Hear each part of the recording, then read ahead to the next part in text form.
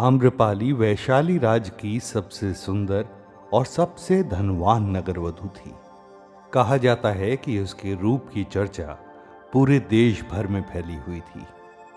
एक बार की बात है, आम्रपाली अपनी दासियों के साथ अपनी आम की वाटिका में घूम रही थी कि तभी उसने देखा कि उसके सामने से एक नवयुवक निकला और उसे बिना देखे चला गया। ये बात आम्रपाली को गवारा न हुई, क्योंकि आज तक ऐसा कोई पुरुष नहीं था जिसने ऐसा दुस्साहस किया हो। उसने अपनी दासियों को बुलाया। ये कौन युवक है जो मेरे रूप पर मोहित हुए बिना मेरे सामने से यूं निकल गया मानो मैं वहां हूं ही नहीं। आम्रपाली ने तुरंत अपनी दासियों को उस युवक को बुलाने का आदेश दिया। युवक आया तो आम्रपाली ने उससे कहा, मुझे आज तक ऐसा कोई पुरुष नहीं मिला जिसने मेरे रूप की प्रशंसा न की हो और मेरे यौवन पर मोहित न हुआ हो। तुम कौन हो और मेरी वाटिका में क्या कर रहे हो? देवी, मैं एक भिक्षुक हूं और गांव-गांव घूमकर भिक्षा मांग रहा हूं। मैं अपनी साधना में इतना विलीन था कि मुझे आप दिखी ही नहीं। मुझसे बहुत बड़ी भूल हो गई, मुझे क्षमा करें देवी। युवक की ये बात सुनकर आम्रपाली को उस पर दया आ गई। वो बोली, गांव-गांव जाने की क्या आवश्यकता है? देखो, इस तेज धूप में घूमने के कारण तुम्हारे पाँव में छाले पड़ गए हैं और तुम बहुत थके हुए भी लग रहे हो। एक काम करो, कुछ दिन मेरे साथ यहीं महल में विश्राम करो और मेरा आतिथ्य स्वीकार करो। 10-15 दिन बाद जब तुम्हारी थकान उतर जाएगी तो चले जाना। चलो, मैं तुम्हें भिक्षा देती हूँ। बोलो, क्या चाहिए? देवी, आपका प्रस्ताव तो बड़ा मनमोहक है, पर अपने गुरु की आज्ञा के बिना मैं ऐसा कुछ नहीं कर सकता। तो जब तक मैं अपनी गुरु की अनुमति लेकर आता हूँ, तब तक अपने बगीचे का ये आम जो मैंने उठा लिया था, इसे अमानत के तौर पर संभाल कर रख लीजिए और कुछ भी करके इस फल को नष्ट मत होने दीजिएगा। ये कहकर वो युवक वहां से चला गया। कुछ दिन तक आम्रपाली ने उस आम को बड़ा संभाल के रखा, पर सप्ताह भर बाद उस आम ने सड़ना शुरू कर दिया। आम्रपाली ये देखकर परेशान हो गई और इधर उस भिक्षुक की कोई सूचना भी नहीं थी। 15-20 दिन बाद जब वो युवक वापस लौट के आया तो आम्रपाली के दिल को बड़ा सुकून मिला। वो बोली, मुझे लगा था तुम आओगे ही नहीं। तुम्हें यहाँ देखकर मैं बता नहीं सकती कितनी प्रसन्नता हो रही है। नहीं नहीं, ऐसी कोई बात नहीं है।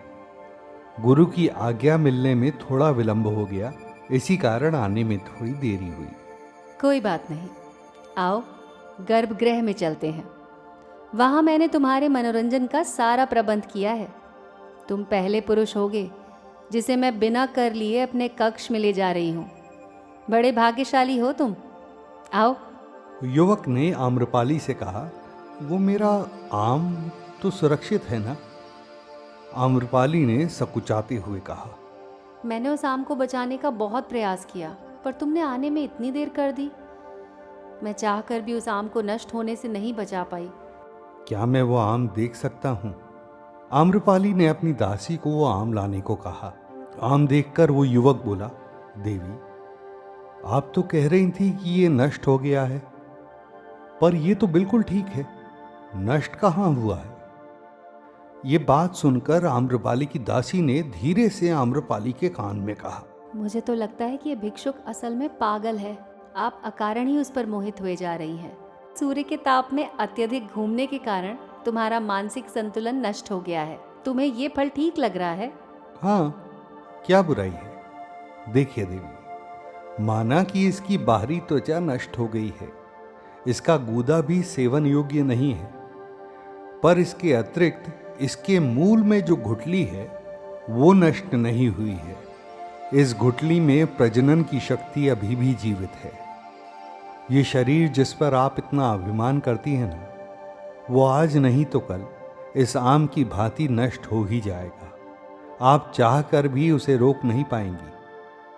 पर इस शरीर के भीतर जो आत्मा है वो कालांतर तक वैसी की वैसी ही रहेगी। देवी, आप जिन भौतिक सुखों की बात कर रही हैं ना, वो मेरे शरीर को तो सुख प्रदान कर सकती हैं, परंतु मेरी आत्मा को नहीं।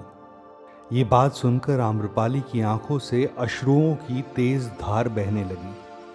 जिसका शिष्य इतना तेजस्वी है, उसका गुरु कितना प्रतापी होगा।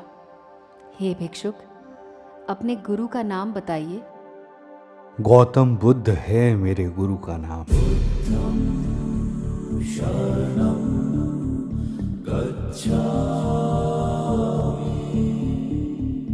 दोस्तों, यदि आपको ये कहानी अच्छी लगी हो तो कमेंट बॉक्स में अपनी राय ज़रूर दीजिएगा। यदि ये कहानी आपके जीवन में ज़रा बहुत भी बदलाव लेकर आ पाए तो मैं अपने आप को सौभाग्यशाली समझूंगा। प्लीज़ हमारे इस चैनल को सब्सक्राइब कीजिए और लाइक बटन दबाना मत भूलिएगा। मिलते हैं अगली कहानी के साथ।